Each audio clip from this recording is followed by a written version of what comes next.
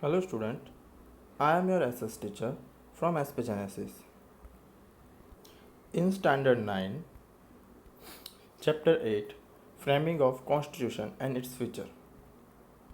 As we discussed in our last lecture, the pillars of preamble, and now in this lecture we are discussing about the basic features of the Constitution.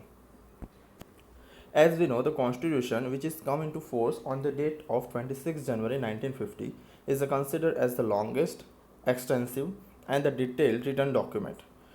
Let's we discuss our salient features of the Constitution. The first one is the written document. As you know कि भाई constitution जो हमारा है वो return document है और ऐसा कहा जाता है कि this document is the world's largest handwritten document. So, except the Britain and Israel, India along with the other nations of the world have their constitution in written. Britain और Israel के अलावा सबका return constitution है. Considering the social, geographical, diversified circumstances and the prehistorical nations, and the Constituent Assembly has kept the draft constitution in written form. Okay हमारा जो constitution है वो return form में और ड्राफ्ट किया गया है, मतलब उसको अच्छे से बनाया गया है. ठीक है, एक एक कलम को, एक एक अनुच्छेद, एक एक आर्टिकल्स को जोड़कर.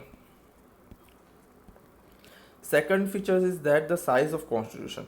Indian Constitution is divided into 22 sections comprising the 395 articles. Here the 395 articles and 8 appendices, but now as current date there is around 461 articles and 12 appendices.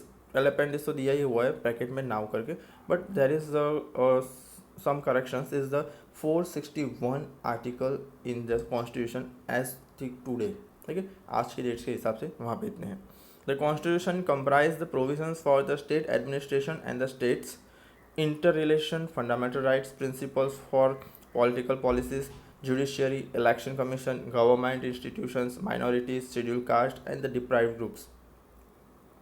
Constitution में बहुत सारी चीज़ें दी गई है, जैसे कि हमारे फंडामेंटल राइट्स क्या है, हमारी ड्यूटीज़ क्या है, इंटर स्टेट मतलब स्टेट और स्टेट के बीच के रिलेशन क्या होंगे, स्टेट सेंट्रल के बीच के रिलेशन क्या होंगे, जुडिशरी सिस्टम कैसी होगी, इलेक्शन सिस्टम कैसा होगा, गवर्नमेंट को इंस्टीट्यूशन कौन कौन से होंगे, माइनॉरिटीज़ में कौन आएंगे, शेड्यूल कास्ट में कौन आएगा, डिप्राइव ग्रुप कौन सा रहेगा कि भाई आदिवासी वगैरह जो होते हैं डिप्राइव ग्रुप में आएंगे. ठीक है, Therefore, our Constitution of India is the largest, extensive and detailed written document compared to the other constitution.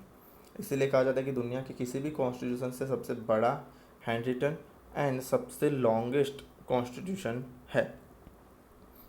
There is the one more concept and also is the feature is the single citizenship. In America there is dual citizenship. That means if you are a citizen of United Nations, then it must require to get the another citizenship of the your respective state. कि आप जिस state में रह रहे हो उस जगह की आपको सिटीजनशिप एक्स्ट्रा से लेनी पड़ेगी. Like if I am staying in Chicago, then I also require to get the citizenship of Chicago and also to get required to the citizenship of America, both citizenship. But in India, if you are a citizenship of India, then not need to getting any citizenship of particular states. ठीक है, किसी भी particular state की citizenship आपको लेने की ज़रूरत नहीं. लाइक मैं गुजरात में रह रहा हूँ, महाराष्ट्र में रह रहा हूँ, राजस्थान में रह रहा हूँ, कहीं पे भी हूँ, मैं इंडियन सिटीज़न हूँ, मैं कहीं पे भी रह सकता हूँ. Only citizen of Jammu and Kashmir have a dual citizenship, one of India and another of Jammu and Kashmir. ये इंडिया में, ये जम्मू कश्मीर में था ऐसा कहते हैं, but suddenly some changes are there, some amendments are there, and ये भी रूल अभी निकल चुका है. The fourth one is the centre with the along strong federal structure. As we know, India has become the federal state. How? Because there is around 29 states and 7 union territories. As per the current date, there is 28 states and 9 union territories. इसमें सबको मिला के बना हुआ है हमारा India. सो हम कह सकते हैं कि इंडिया एक फेडरल स्टेट है. Federal means structure, federal structure मतलब इकट्ठा करके बनाया हुआ. ठीक है, जोड़ तोड़ के सब कुछ. India is a union of states. There is now any reference of the word federal in the constitution. Union of state is the reference used for India. By the use of word union, a permanent and the irreversible relationship between the union and its component state is the indicate. India is the union of the state and no state has right to six secrets. Secrets means to अलग होना. कल उठ के गुजरात बोले कि भी हमें तो अलग अलग देश चाहिए, गुजरात हमारा, तो वो नहीं हो सकता अभी. ठीक है, उसके लिए नहीं दिया गया है वहाँ पे कुछ, मतलब मना किया गया है वहाँ पे. Thus, India is a union state, yet it has some elements of the federal government. In India, federations, there are two seats of the government, the union government and the state government. As we know, India में दो seat होती है, एक union government होता है, एक state government होता है. The constitution has clearly marked areas of functioning the both the kind of governments. और दोनों के functions को अलग अलग मार्क किया गया है. The constitution demarcates the powers of the central and state government और with the different list. एक लिस्ट बनाई गई है पूरी शेड्यूल अपेंडिक्स 7 में. 3 लिस्ट दी गई है. 3 लिस्ट यहाँ पे दी है, union, state and concurrent list. ठीक है, तीनों के अंदर यूनियन लिस्ट में अराउंड 97 सब्जेक्ट दिए गए हैं, जिसके ऊपर लॉज वगैरह बनाना है, टैक्स वगैरह कलेक्ट करना है, तो वो स्टेट गवर्नमेंट सेंट्रल गवर्नमेंट करेगा, यूनियन गवर्नमेंट करेगा, because this provide for the union, इसलिए उसको यूनियन लिस्ट बोला जाता है. सेकंड है स्टेट लिस्ट. इसमें जो सब्जेक्ट दिए गए अराउंड 66 सब्जेक्ट है, जिसके ऊपर Indian state government like Gujarat, Rajasthan, जो भी स्टेट गवर्नमेंट है वो रूल्स वगैरह बनाएगी, टैक्स वगैरह करेगी. ठीक है. अच्छा, यूनियन लिस्ट में कौन सी चीज़ें थी, तो डिफेंस है, फॉरेन अफेयर्स है, atomic energy, banking, railway, communication, post, telegraph, ये सब होता है. जबकि स्टेट लिस्ट के अंदर कौन से हैं, तो there is a state government institutions, agriculture and irrigation, health, land, interstate trade and the commerce are the include.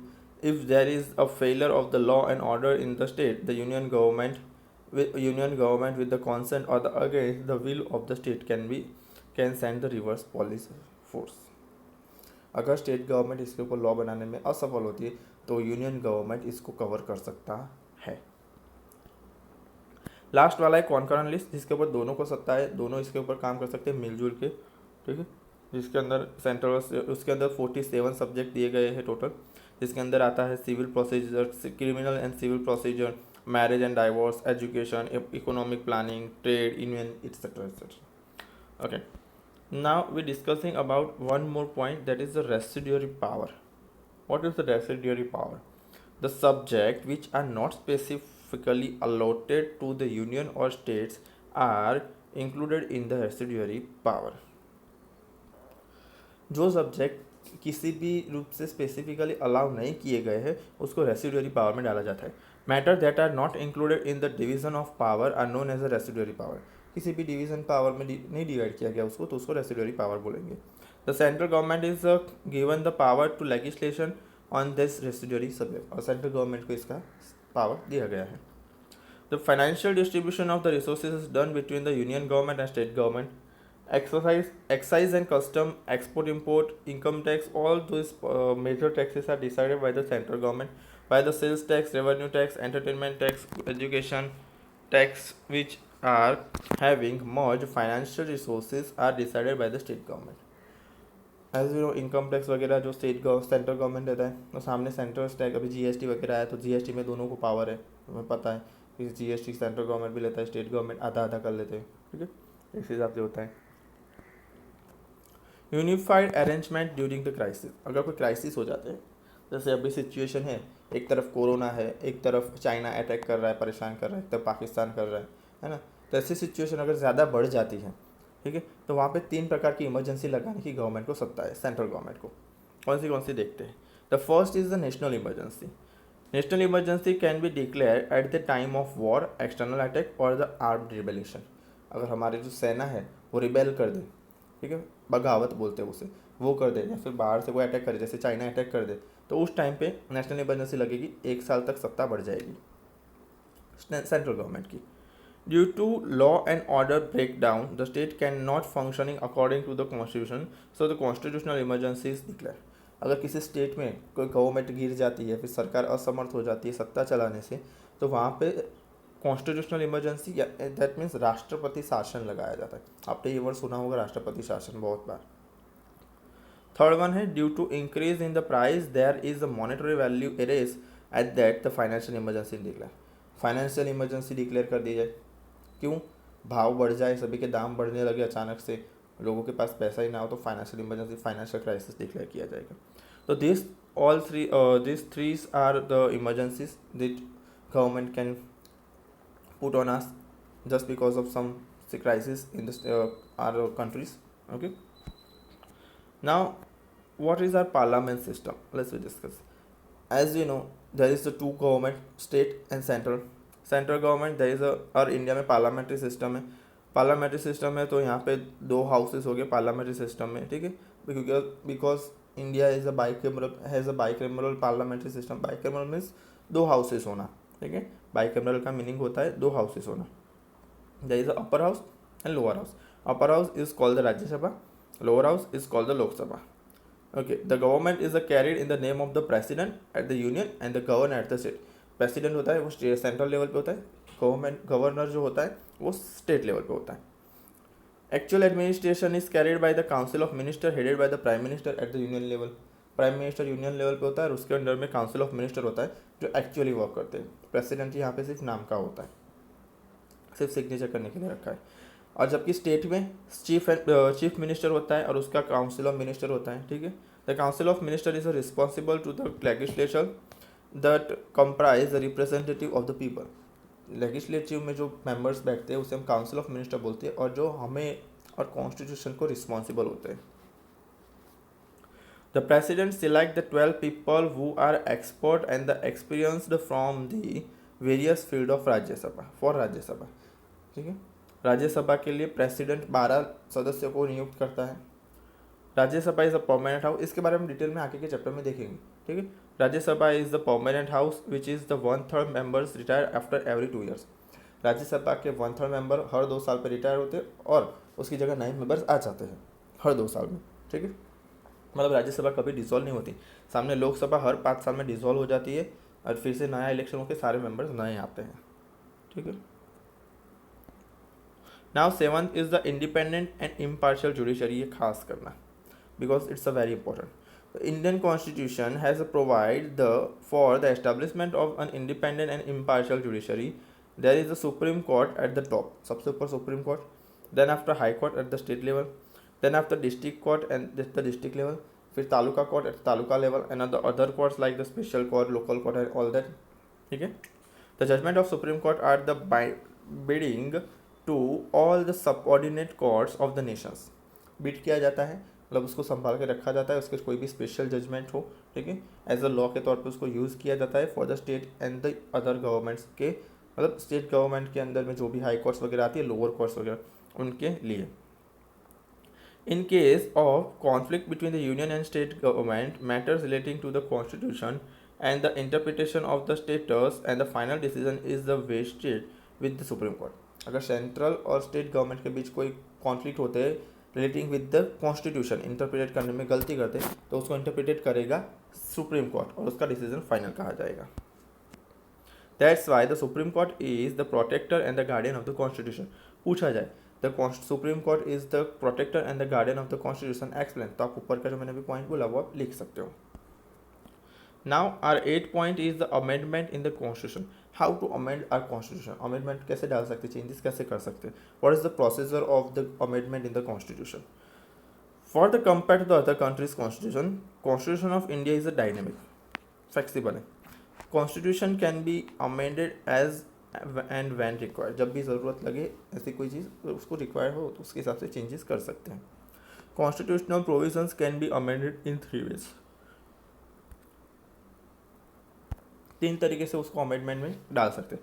The first one is amendment can be made by the simply majority of the members present and the voting in the parliament.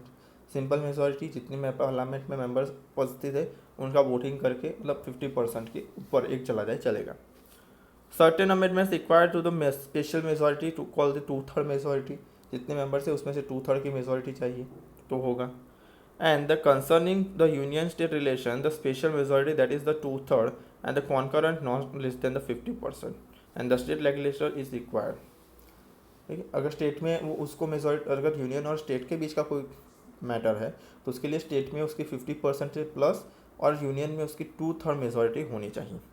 If there is any amendment to be made in the interrelation between union and state structure of or in the supreme judiciary, then half of the state from the total states have to give the consent. Judgment of the court can also bring the amendment by the parliament. Court का judgement parliament के through amendment हो सकता है. There will be no changes in the basic structure of the constitution. Simple majority in the parliament can bring change in the amendment of the constitution. Simple, अगर कोई भी changes लाने तो parliament में ही आ सकते, उसके अलावा नहीं आ सकते. Constitution is known as the most constant and the flexible document, but at the certain cases it is not amendable by the simple majority. कुछ चीज़ ऐसी है जो simple majority से चेंज नहीं हो सकती. Without the majority consent of the state is not amendable. Then two, the mixture of the both makes the constitution. Now the ninth one is the universal adult suffrage. हमने आगे discuss किया था कि the citizen whose age above the 18 years having the right to get vote, ठीक है, give the vote and also elect in the parliamentary elections, legislative assembly or the local self-governance body without any discrimination of the education, properties and the economic standards.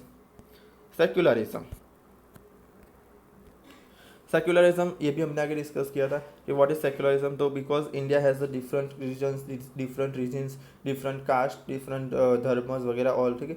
तो secularism is the most required because for the to respecting and protecting the all religious, ठीक है.